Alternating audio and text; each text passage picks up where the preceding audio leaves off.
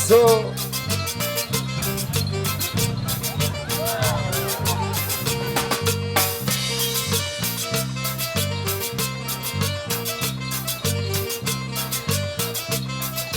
Who better to talk about justice and the principles of environmental justice than a mentor, an elder in my community, a neighbor of mine in Montopolis, a woman who has been represented, has represented P.O.D.E.R, people organized in defense of Earth and her resources, at global international talks on environmental justice. A woman who has led fights for environmental justice here in Austin, in communities of East Austin most impacted by pollution. None other than my dear friend, Susana Almanza. Please give a warm round of applause.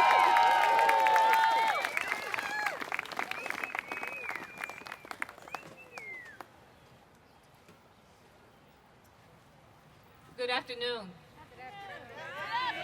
First, I want to give thanks to our Mother Earth, to our Father Sons, to our brothers, our sisters, and to the wind.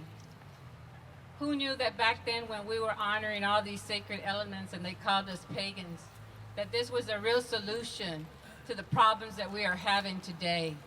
Those were the alternative energies. Why was the sun so important?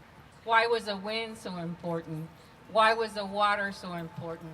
And why did we have to keep a balance with Mother Earth? And we're here today because those indigenous principles that were so sacred to us have been disrespected and have been stomped on and have been raped. Everything that you can think of has happened to our Mother Earth here. And so we're here today because of the climate justice.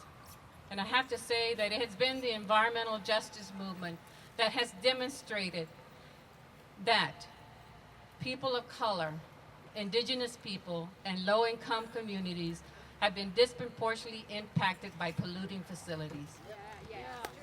And we know that climate change, which in large part is due to fossil emissions, is no exception.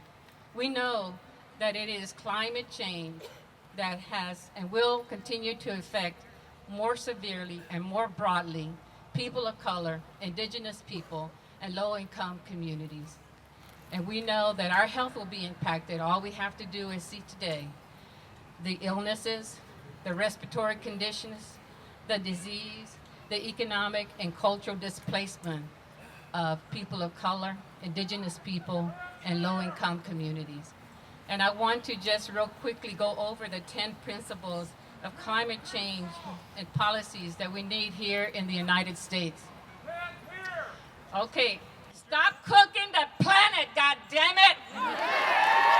Did you hear that? Stop cooking the planet! All right, protect and empower vulnerable individuals and communities. Ensure justice transition for workers and communities. Require community participation. Global problems need global solutions. The U.S. must lead. Stop exploration for fossil fuels. Monitor domestic and international carbon markets. Caution in the face of uncertainty.